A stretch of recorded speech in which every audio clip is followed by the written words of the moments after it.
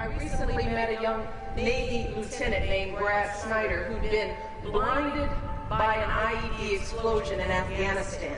He said this, he said, "I am not going to let my blindness build a brick wall around me. I give my eyes 100 times again to have the chance to do what I have done and what I can still do." One of the first nights that I woke up alone, I didn't have a nurse there watching me.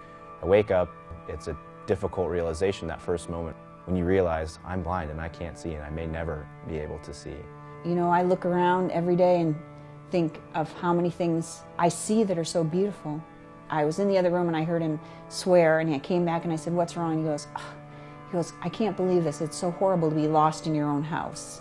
When the doctors came in and told him that he was never going to be able to see again after they had spent many hours in surgery trying to repair his eyes, he had a solemn sigh that lasted for about a minute and then said, "All right, what can I do now?"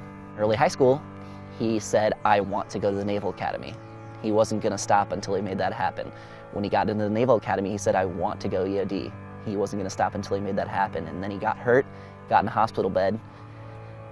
We started talking about options, about what he could do with his future, and he said, "I want to go to the Paralympics."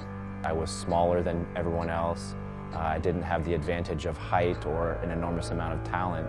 And through the mentorship of my father, we decided that the way that I would succeed in swimming is just by working harder than everyone else. Bradley Schneider of the USA with 57.18, the fastest qualifier, goes in 4. He wasn't doing it for himself. He was doing it to prove to his family and his friends that he was going to be okay. Schneider there saying, "I can't hear you." I was 4 inches away from being dead. And I really wanted that story to come true. A year later, I won a gold medal. Take your mark. Schneider away very, very quick. That will erase the badness of that day. From now on, we can look at that day as a great day in all of our lives. Anything he wanted to get done, he was going to get done. They're all in a line. Lane number 5, Bo Yang from China. But now the challenge from Bradley Schneider in 4. Schneider's coming through for the USA. Bradley Schneider into the lead.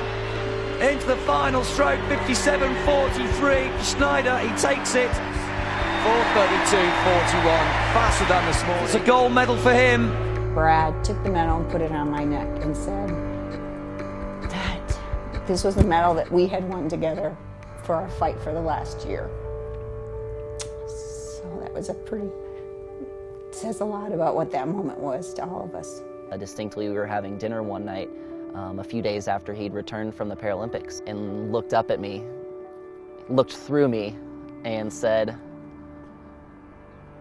"I want a gold medal," you know? And it was an interesting moment because you could just see it settle into his face and his body, the fact that he knew that he had risen above the cards that he was dealt.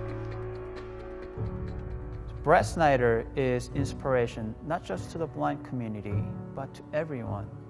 And that is why we named our watch the Bradley. All the mainstream watches and clocks out there require vision. And checking time is still a big challenge for many people who are visually impaired because they just can't see them. Instead of designing another watch that requires either vision or sound, we wanted to develop a timepiece where you can touch time. This is a timepiece, not a watch, because you don't have to watch this to know the time. I was fiercely independent for a long time. I don't like asking for help, and so every time that I have the opportunity to find a new method or a new technique or a new technology that enables me to do something autonomously, it's very exciting to me, and I gain that autonomy back a little bit. We quickly realized that people who are sighted are also very highly interested in a timepiece that allow them the freedom to check time without having to look at it. Who has not found themselves in a scenario where during the classroom, the meetings, interviews, or even dinner with in-laws, they just can't look at their watches or flash their smartphone to check time. It's rude and embarrassing. The way it works is By touching the titanium surface, you will feel the location of two metal spheres, one indicating minute, one indicating hour. And those two spheres are connected to magnets underneath.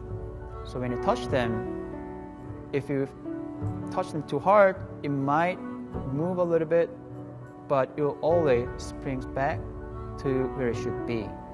It might lose the magnetic connection like this. All you need is gentle shake and it will always return to the correct time. We've worked really hard to complete the prototype. We have the manufacturer and it is ready to go. So jump on board and be part of this revolution.